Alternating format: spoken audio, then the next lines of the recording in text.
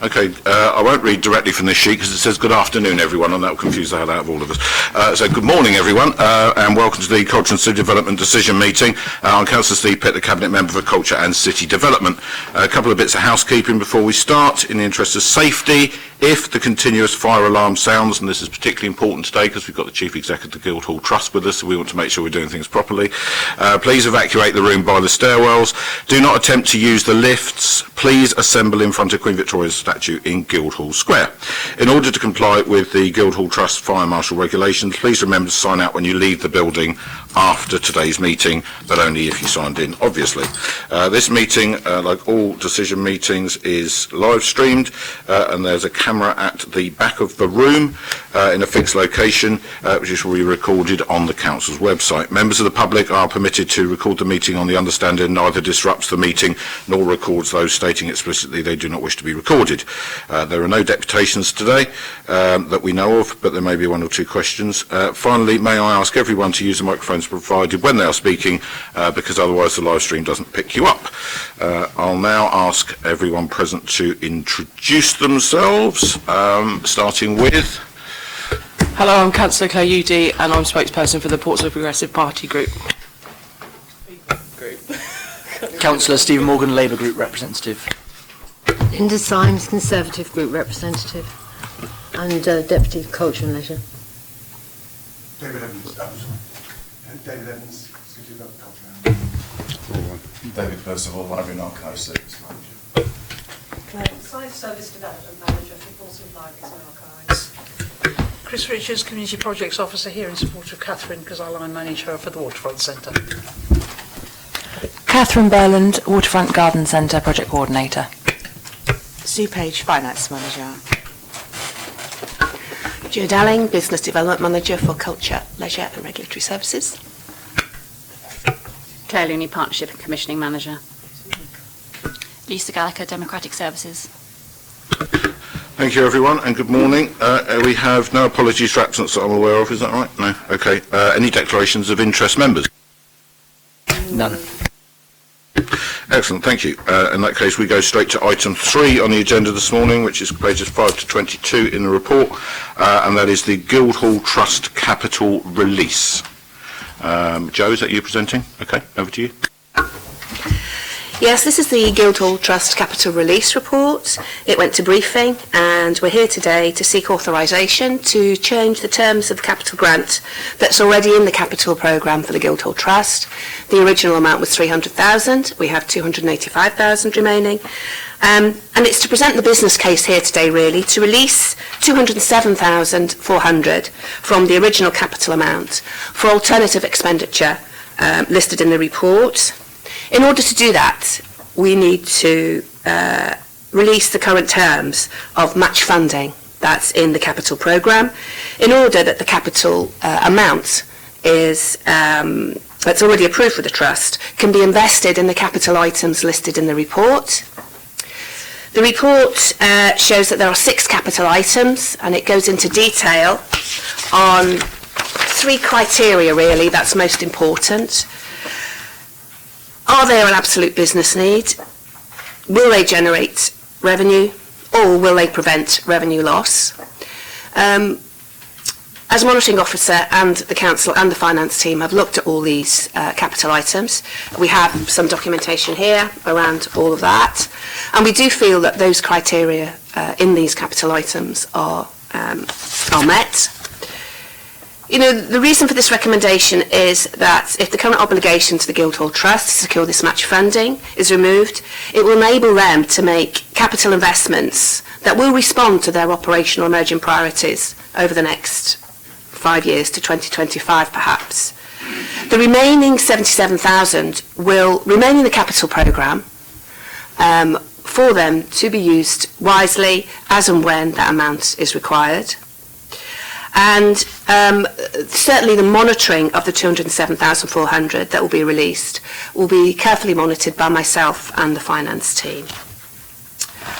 I don't know, Councillor Pitt, if there's anything that you would like to add to that? Thanks, Jo. The only thing I was going to add that the reason for making the alteration was that we are very much aware that the Portsmouth Cultural Trust, now renamed the Guildhall Trust, have made significant investments from their own income into the building over the last few years. But the exact terms of the way it was put into the capital budget didn't enable us to take that specifically into consideration, because it was about external match funding in the way that it had been interpreted. So in discussion with the Chief Finance Officer, it was decided that because of the investment that Guildhall Trust had themselves put in, that it was appropriate to release this money in order to further help them to grow their business. I think that's fair, isn't it? Yeah, that is correct. And also the reason why there is 285,000 is that 15,000 of that was released under the original 1 to 5 match. And in fact, the Guildhall brought in £90,000 against that 15k. But the cultural landscape has really changed since then, and the funding landscape has changed since then. And that's why we're suggesting that this release is made, to ensure that all those criteria are met and that the Guildhall Trust can continue to grow. Thank you. Members, questions? Linda? Yes, just a couple of things. I have no problem with this money being transferred. I think the fact that the studio is now moving on is a great thing. And I think that culture in this city is very important. It's the soul of the city, and we should seek to support it. However, I did notice that in the budget papers we have a 1.7 million loan. And that does concern me a bit, because as to today, there are no significant reserves in place in the Guildhall. And I do worry about how it's paid back, because we all know if the loan is defaulted on, it will be the ratepayer of this city who will pick up the bill. So I do feel that the lack of interest by HLF and the Arts Council in actually giving any significant money to either this venue or the King's Theatre makes me really quite concerned about the level of borrowing. And is it just money we need to put into a venue? Is money the only answer to its problems? So, yeah, I mean, obviously the capital papers have only just been released, so that people haven't had the opportunity to ask questions about what that actually represents yet. You'll be aware that at the moment there's £400,000 a year that's invested into this building for repairs and renewals.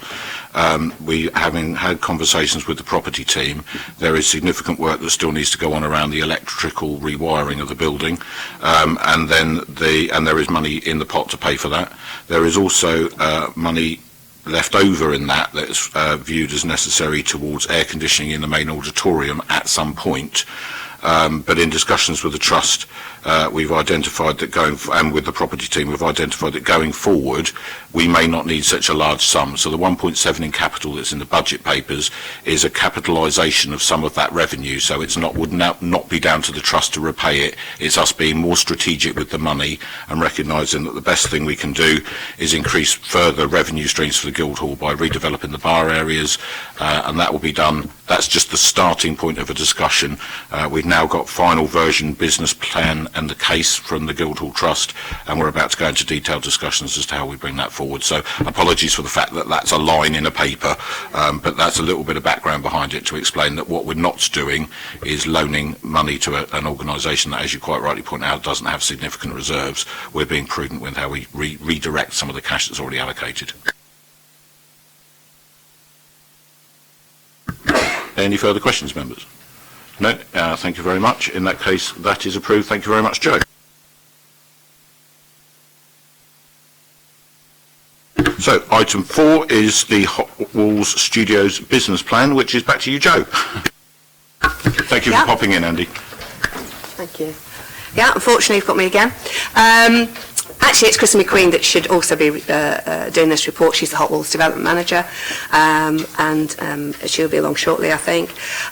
But I was really pleased to pull this together, because it's not till you reflect on what you've done over the last couple of years that you really think, wow, we've achieved quite a lot.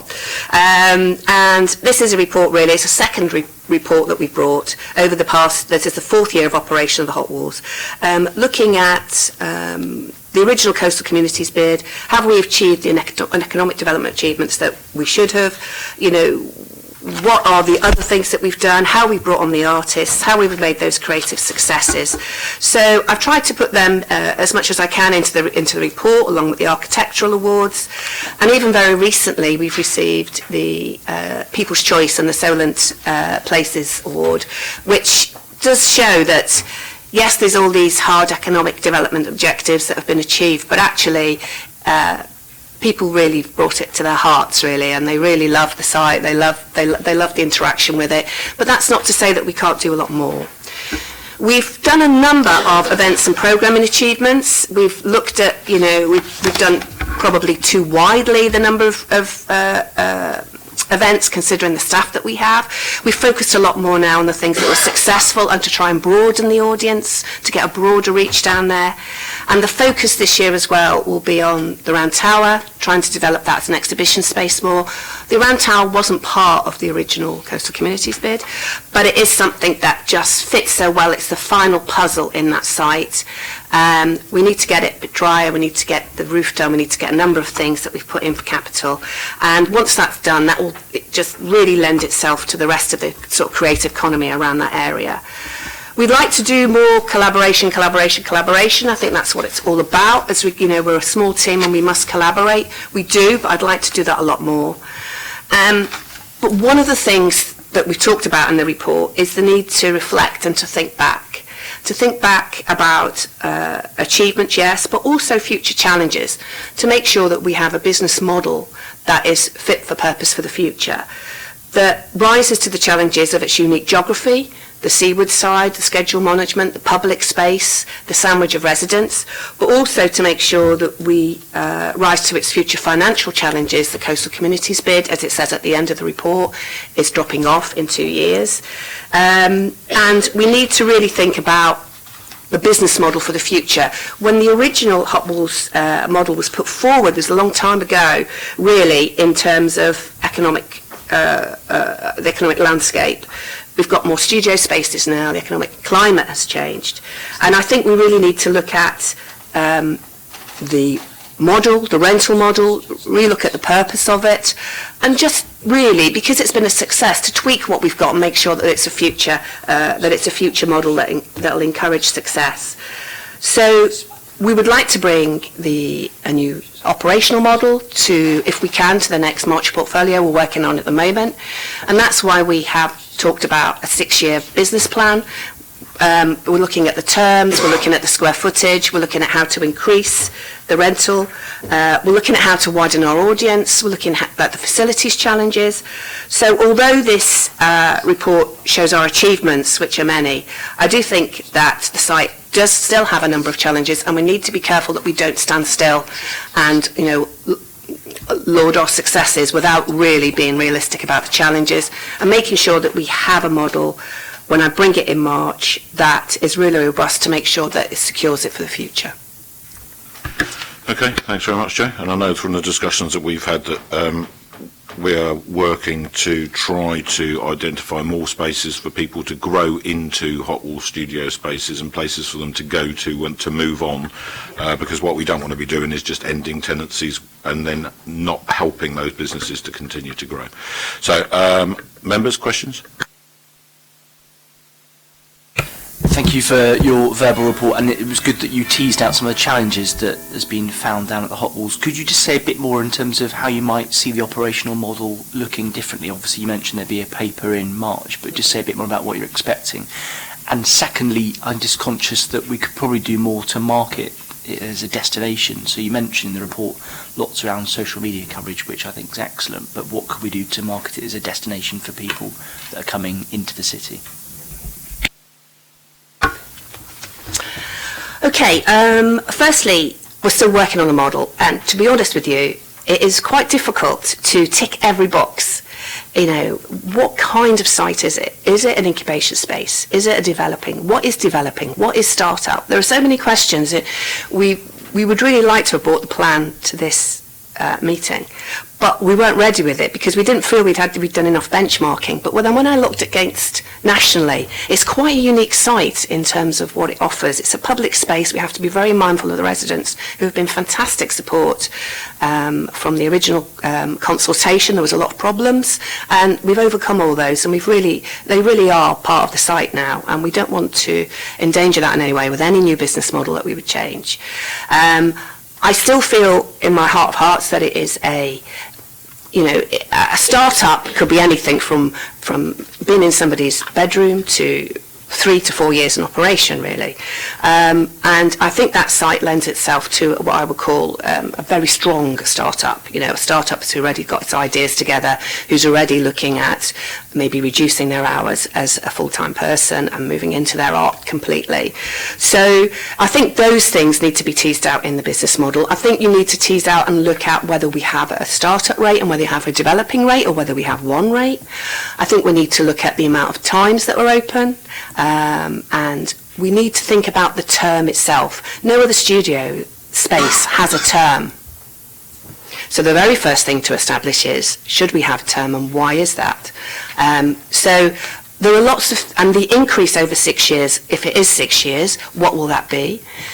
The other thing is that we spend a lot of time at administration at the back. We need to change that. We have to change that. We haven't got the staff. We need to come into something that's very simple lease, that reduces the risk for the council, but also puts trust in the artists and reduces the back office work so that we can use that more for the business support for the site. Because it's well documented nationally that creatives need a lot more support than most businesses, and that's because they've got their head down. They are their art normally, they are creating themselves. So they actually need a lot more support, and that's something that I would really like to develop a lot. The tourism side, you can't tick every box with a site, I think. I think you've got to think about what is the key principle of that site and what are you doing about that. If you try and tick every box, I think you just dilute the offer and you twirl yourself into a knot. I think what we need to do is say, yes, we need to get the footfall down there. I'd like to work more with Tourism South East on their ideas, and we've got some plans to meet with them and our own visitor services manager. We've got a presence down there that we are just converting into a small office. There's a middle of the site is a sort of unused, very small site studio that is probably a quarter of the size of one of the studios, but we've converted that with the rest of the Coastal Communities Fund. We will have a presence down there. We hope to have a visitor information down there to get a feel for the site, on site, to see what we could do from the tourism perspective. So I think that's very much work in progress once we get the small office opened and the visitor information opened, which will be around in about another week. It's very close to being open. I hope you come down and see it. So my answer to you really is, it's complicated.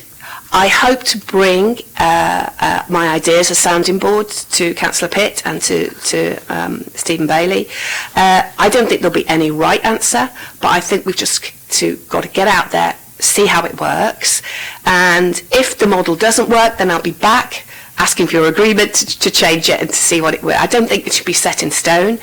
On the other hand, you have to have a balance for the artists and make sure that they are comfortable with what's going on, because their future, whatever we do, it's their future that's in our hands, so it's very important.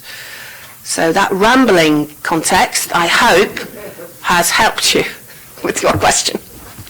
Thanks, Jo. Is that all right, Councillor Morgan, and you follow up on that? Councillor Symonds, please. Yes, a few questions. Jo will know I asked these questions many times. The turnover down there concerns me quite, because I understand, from the concept, it was going to be somewhere where people who were developing a business could go and have a space at a reasonable price until their business emerged and they moved it on, and then they would move on to premises that would obviously cost them quite a lot more. There still seems to be some really successful people that are still inhabiting those spaces at the moment, and that therefore stops anyone that wants to use that space, who is just in that fledgling stage, to move up.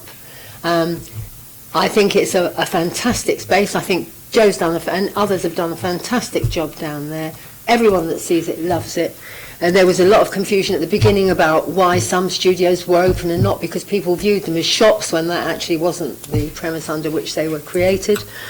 As for tourism, I think that you could create a trail from the dockyard along to include that. That might go down well in marketing, because do you want to spend a whole day, or even if you spend part of a day in the dockyard, then follow the trail and go back and spend some more time there?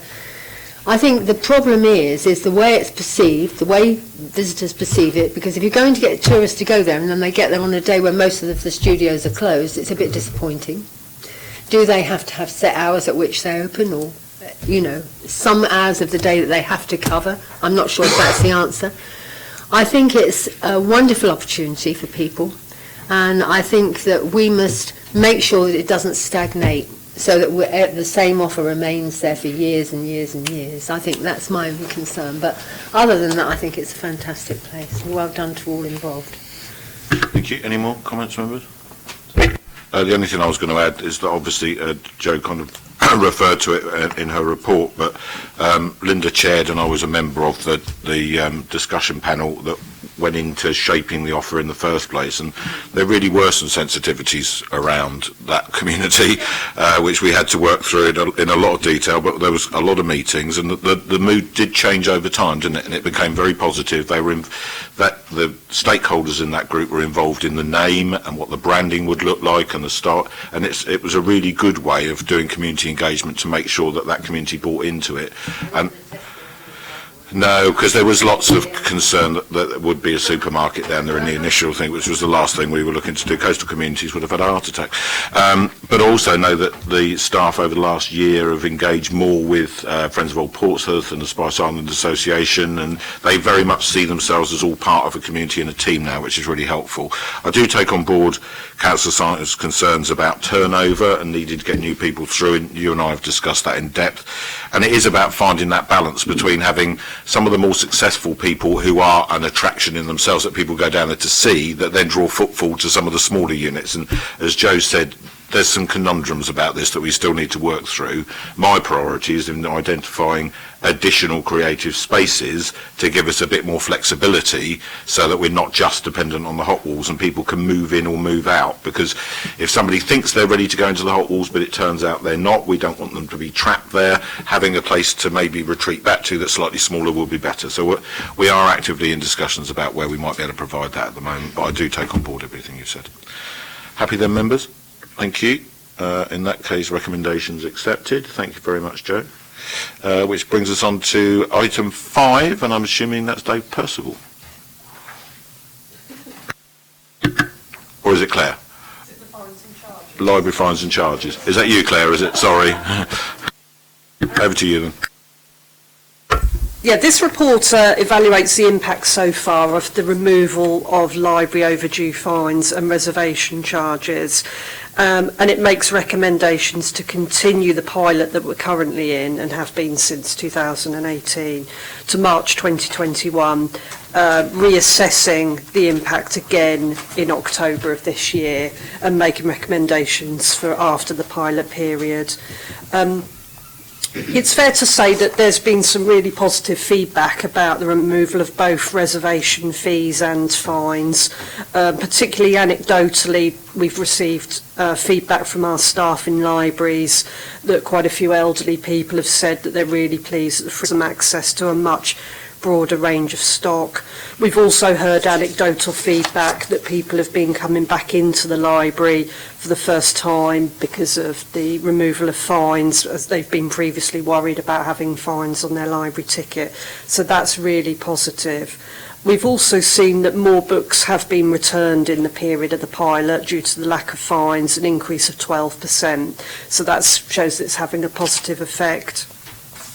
It's been difficult to assess more broadly the impact on book issues and membership. It's still too early days, really. So we'll be looking at that again in October this year to analyse whether there's been an increase and what the impact has been. But we would like very much to continue with the pilot to see how it continues going. It's also really interesting to hear that there seems to be a growing movement nationally to remove library fines in libraries across the country. Okay, thank you very much indeed, Claire. You know, I'm supportive, and I think it's already demonstrating to be bearing fruit, and there were a few naysayers at the time worried that it would actually cause us to lose a significant number of books, but that hasn't happened, and we're actually getting more back, which is great. And I know that anecdotally there's some really interesting stories about people coming in who've been holding books at home that they were, I can't afford the fines, and they've actually come back in with them and re-engaged with the library service, which is exactly what we wanted to see. So, members' questions? Morgan? More of a comment. Thanks for this service, and I hope Hampshire County Council are watching this because of impending library closures. As someone who got fined as a child for not bringing back books, this is really lovely. And I've used your reservation service in the last year, and it was just absolutely awesome that I could reserve a book online, and then I actually got a phone call to tell me it was in, and I was just shocked at that, to be fair. I could just walk from the Civic down to the library to pick up a book. So carry on doing that because it's awesome. Thank you. Thank you, Claire. Councillor Morgan. Yeah, thank you for the vision that you've had on this. I think it shows that it's making a real difference, and I'm really pleased that nationally other local authorities are picking up on this agenda as well. I wondered, in terms of the scrutiny review around access to culture, if you're feeding into that review to make sure that lessons are being learned and we can apply them elsewhere. That's something we definitely need to look at, yes, so we'll discuss that back in with the library team and with Stephen Bailey, yeah. Councillor Symes. Just a comment, really. I think it's a great thing that's happened there. You know, we were full of trepidation when we first discussed it, and we didn't know how it would work. It's been better than I ever expected, and bringing more people into libraries is something we've really got to aim for, because keeping our libraries open means sustaining them, and this is one way of doing that. So. Absolutely. Thank you for your comments, members, and thank you very much, Claire. That's recommendations accepted. So, item 6, parks, seafront events, fees and charges. Claire Looney. Councillor Pitt, thank you very much. The purpose of this paper is to give an overview and to seek approval for the small uplift in the annual charges for the whole range of things in regards to outdoor spaces and usage. This incorporates parks, land, use of land, seafront, various aspects, beach huts, and events charges for bits of land, and depending on what type of organisation you are, depends on the type of fee that we would charge. Overarching, we've consolidated it as we have in the last couple of years into one paper, just because a lot of those services have an interaction and there's a crossover between them all. For us, it's important that we also try to keep the fees and charges as low and accessible as possible. We are, however, obviously needing to ensure that we're covering aspects such as contribution towards the maintenance of spaces, maintenance of equipment, and the overarching running costs of those aspects. In the main, the majority of charges have only gone up by a CPI inflationary rate, which we are very pleased with. We know that elements such as the poster sites, due to very proactive working, are a very good income stream for the service and are slightly overachieving on their targets, which is really good news. Beach huts, as I'm sure you'll be appreciating in the recent weather, are an ongoing challenge, but we are looking at the beach huts on a regular basis with a scope of works to support those. And all these charges, also if it's for an individual, your usual reduction in charges if you are a leisure card holder apply. So we're really looking at how accessibility and how accessible they can be, and trying to ensure that fees and charges as such are not a barrier for activity. I'd be very happy to take any specific questions, but I hope the paper speaks for itself. Thank you. Members' questions? No comments. Recommendations accepted then. Thank you very much for presenting, Claire. Item 7 on the agenda is the revenue grant proposals for the forthcoming year. Councillor Pitt, thank you very much. This paper is a summary paper which we would traditionally have taken to the Culture and City Development Decision meeting in December, but obviously because of the PERDA and the changes of the committee meetings, it's been deferred to now. The purpose of the paper is to outline what we were intending to offer to the revenue client organisations within the affordable budget. Clearly there's some links directly to the budget papers that are going to the February Council meeting, so it's slightly more condensed than it would normally be. We've outlined in the paper which those organisations are and the proposed allocation of funding. I can assure members that those organisations have a very detailed service level agreement sitting underneath them, and which areas we were considering recently how this would then fit in and reflect the service level agreement changes for the next financial year, to reflect both some of the work that's coming out of the Culture and Leisure Scrutiny Panel discussions ongoing at the moment, where we want to demonstrate how they're making access, how organisations are using the funding they're getting from us to help get people into and engage with culture more. Sorry, my words are a bit muddled this morning. But actually, the other thing is also to make sure that they're adhering to the other elements, for example, within the impact assessment around climate emergency and what organisations are doing. So, for example, we'll be working with not necessarily these organisations, but if any of these organisations do outdoor events and activities, we'd expect them to use different types of cable ties, so they're not using plastic cable ties anymore and things like that. So some of those details are quite small, but what we're also looking at is the cumulative impact in terms of the number of people that are accessing and going to events and activities. We're also very conscious that this funding, some organisations it can be quite small, is leverage funding for achieving Arts Council funding as well. So 3 of the organisations we fund also get national portfolio organisation status with the Arts Council and therefore leverage in additional funds that way. I'd be very happy to take any questions. Thank you very much, Claire. Members' questions? Councillor Morgan? Helpful to see you mention obviously the SLAs that are in place to monitor delivery of those grants. Could you just say a bit more in terms of how officers make sure that targets are agreed and delivered? A series of individual targets for each individual organisation are devised once we know the money is likely to be awarded. We work with then the organisations over a period of probably around a month to 6 weeks while we, I'll be honest today, they're probably a bit of a toing and froing, while we appreciate that each of these organisations are of their own individual organisations. They are not, and they have their own individual trusts and boards, so we, if necessary, go and discuss the detail of the SLAs with the boards of the trustees to ensure that they understand what the local authorities' priorities are and how we want the money that we are allocating to them to help meet those priorities. So they'll be targeted. So, for example, this current financial year, one of the targets that the revenue clients have had to look at is how they are able to offer their services to looked after children.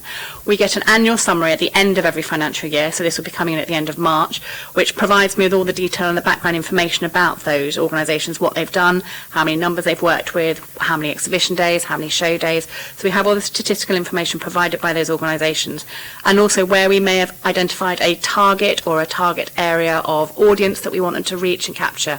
So another element we are currently doing is a piece of longitudinal research with the Audience Agency, looking at the demographic of the city and who might then, from that demographic, come and access activities and cultural venues, as opposed to the analysis of the databases of each of those individual organisations have. So within that, when we do the analysis with the Audience Agency, we might then ask some of those organisations to target specific sectors of the community where they are either underrepresented or we feel that the city has far more of them they're not engaging with effectively.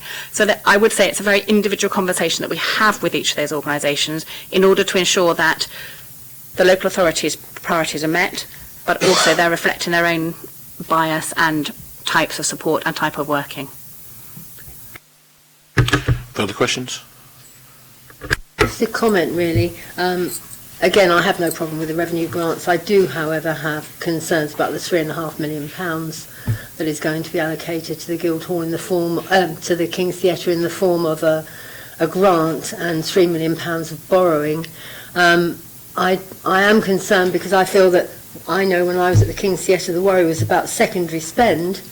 I mean, even if they produced a wonderful amount of money from that secondary spend, even if the loan was over 50 years, it still means a repayment of £85,000 a year, which is quite a sum, and that's only half the money they actually need to carry out the works they want. Also, the fact that we paid £180,000 for a shop that they now plan to demolish. So, you know, I'm sure that these questions will be raised or answered at the budget meeting, but I would like my concerns to be noted. Fair enough, thank you very much. I think the only comment I'd make on that at this stage is that we entered a financial assessment phase with the King's Theatre in November 2018, and that there was financial due diligence for the whole of 2019 going backwards and forwards, and that the Chief Finance Officer is comfortable with the level of that loan. The loan is £3 million. There's £300,000 to settle a very long-standing dispute with the council over who was responsible for what repairs. Very unhelpful, and which in no way goes all the way to addressing that issue, but it goes a significant part of it. And then the other £350,000 is our match funding pledge, actually. So they've still got a way to go, and they're very aware of that, and they're putting together a fundraising plan now.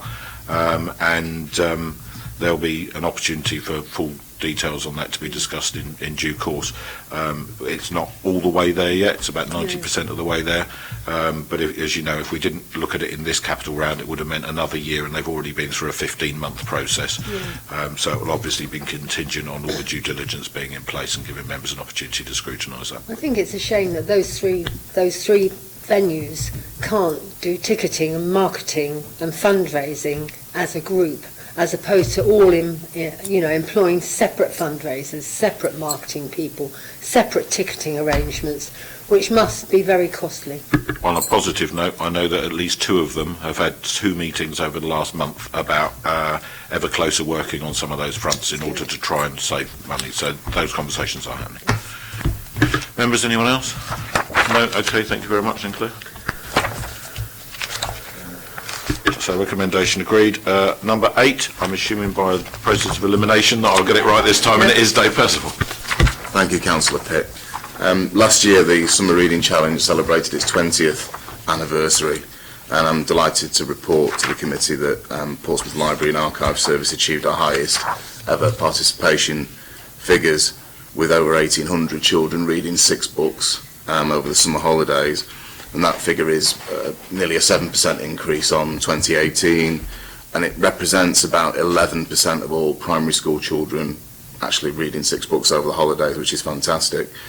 We also piloted a new initiative, Summer Reading Challenge Plus, which is expressly aimed at targeting disadvantaged pupils. So we invited schools to express interest in taking part, and we had a small cohort who made 3 visits to libraries before the summer holidays with staff from the school, and effectively completed the challenge before the holidays. It meant they were able to be rewarded in assemblies with certificates and medals with their peers, and it meant that children who perhaps their parents might not have taken them to the library in the summer holidays were being engaged. So one of the recommendations is that we continue this initiative in 2020. The challenge has a huge impact on our library staff and volunteers. We had over 42 volunteers delivering nearly 500 hours of time over the holidays, with over 42,500 items being issued as well. You can see our libraries are really, really busy, and as the challenge gets bigger, it has obviously a financial impact on the Library and Archive Service as well. So the second recommendation is that we explore some additional funding to help support materials, book purchase and staffing as well. Excellent. Thank you very much, Dave, and thank you to you and the whole of the library team for all the effort you put into this. I think no one is in any doubt how high a priority this is for me. I think last year I set a challenge that we'd try and top 2,000, and we came very close, and I'm sure we'll do it next time around. Just to feed back to you, a conversation that I had with Joe Bennett yesterday about the role that the play service based around the Adventure Playgrounds could play in helping us. She's very up for that conversation, and to see if we can get some of these figures up significantly by working in partnership with the play service over the next summer period. So please do get in touch. Yes, I'll be very welcome. I'll be in touch. Members, questions? Councillor Udy.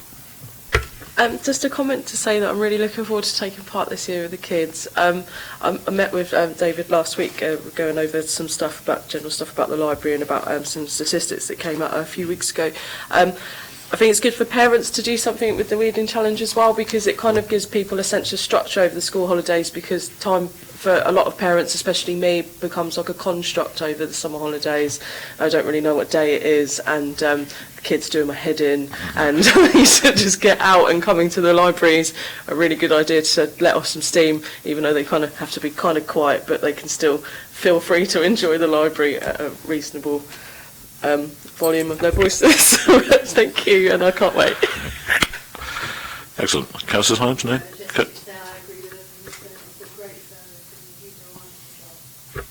Brilliant. Councillor Morgan, anything else to add? No? Okay, thank you very much, members, and thank you, Dave, and keep up the good work for this year. Number 9, we're on the Waterfront Garden Centre. Thank you. I'm here to represent the Waterfront Garden Centre.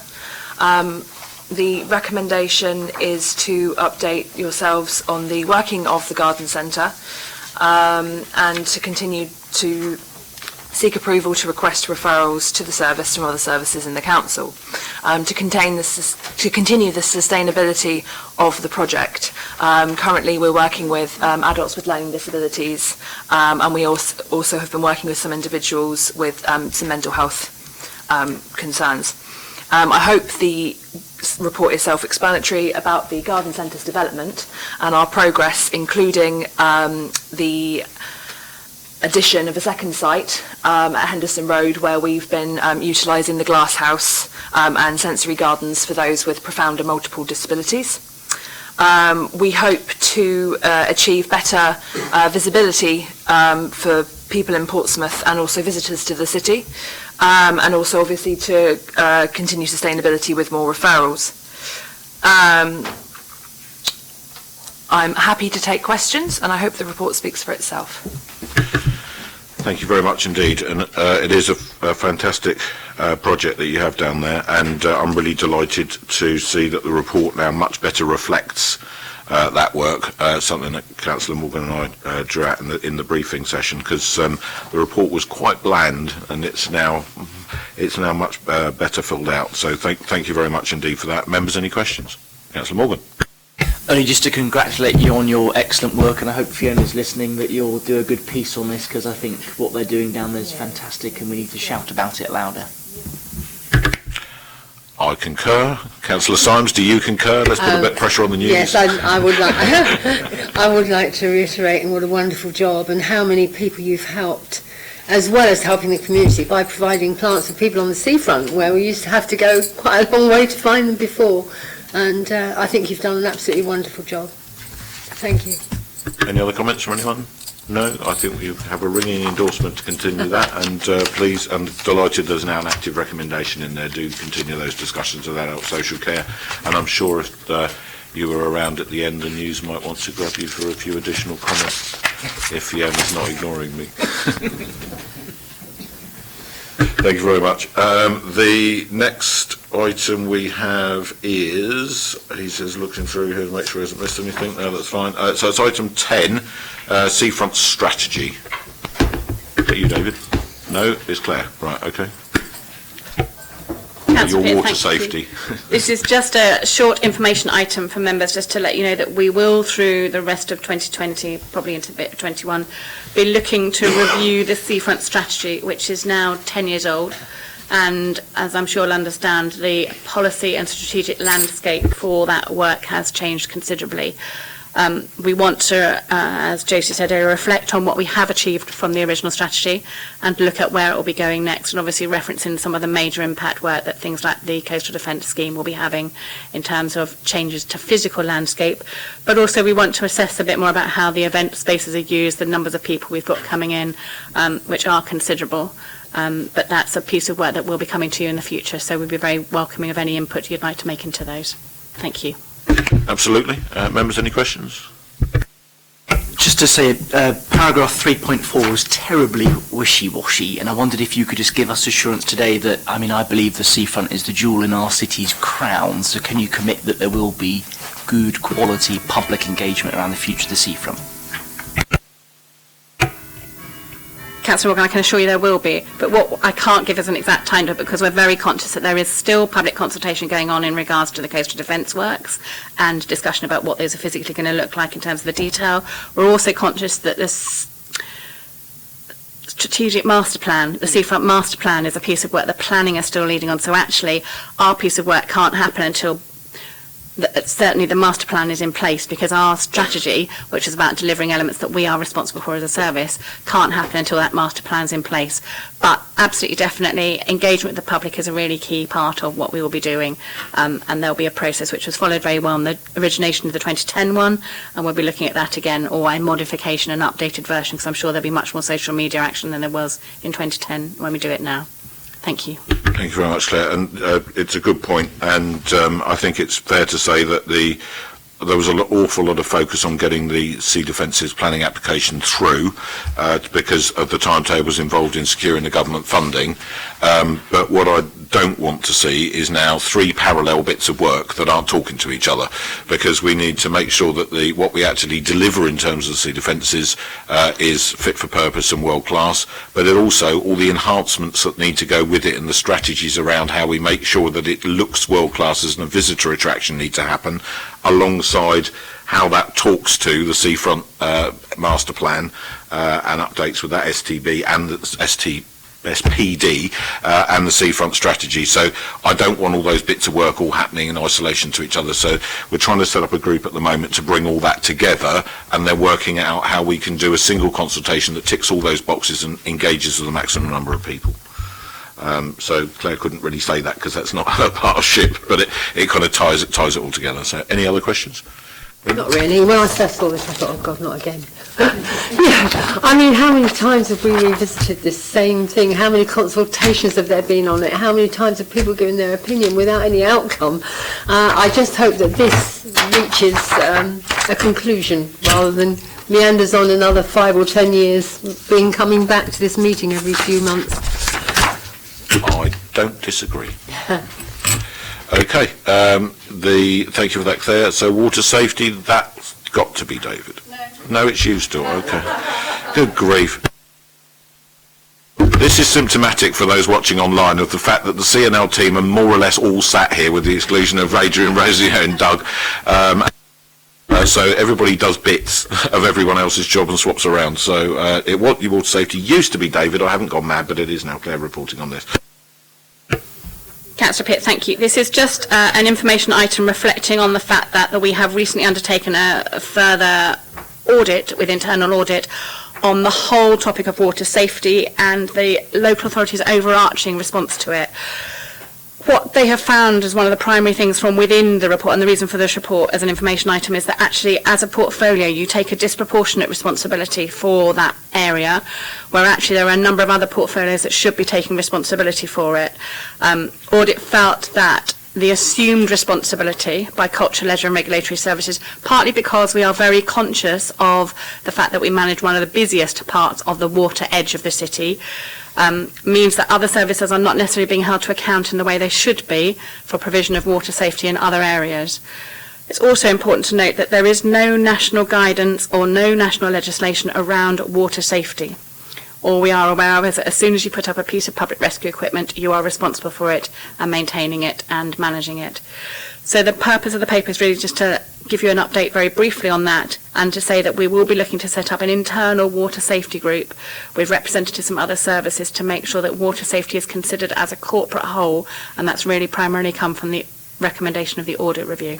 Thank you. Thank you, Claire. And as you know, I detest silos, so I think that's an excellent idea. Members, any questions? No? Thank you very much then. So I guess by a process of elimination, over to David Evans, Developing Water Sports in Portsmouth. Thank you, Councillor, and my apologies, phone went off, I thought I'd turned it off. The purpose of this report is to provide an update on the progress of developing water sports in Portsmouth. It's a strategy document that was first initially brought to this meeting in 2016 and was adopted.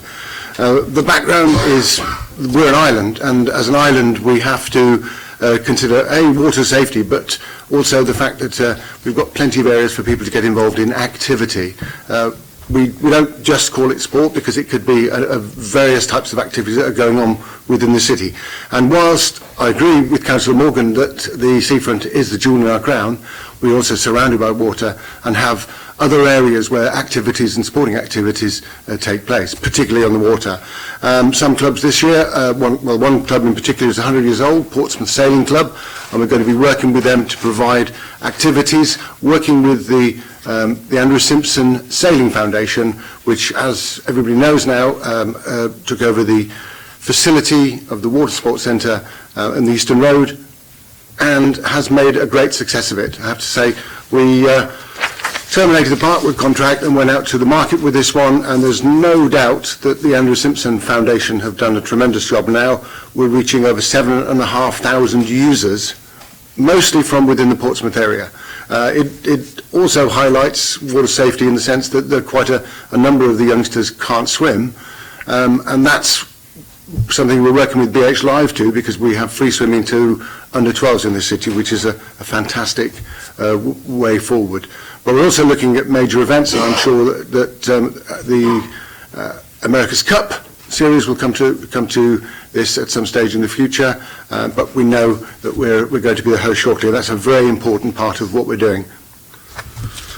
The Tudor Sailing Club and the Locks Sailing Club are also all important parts of the delivery of sporting facilities on the water, as are many other smaller operations such as the Rowing Club, which is really great, and also the Kayaking Club.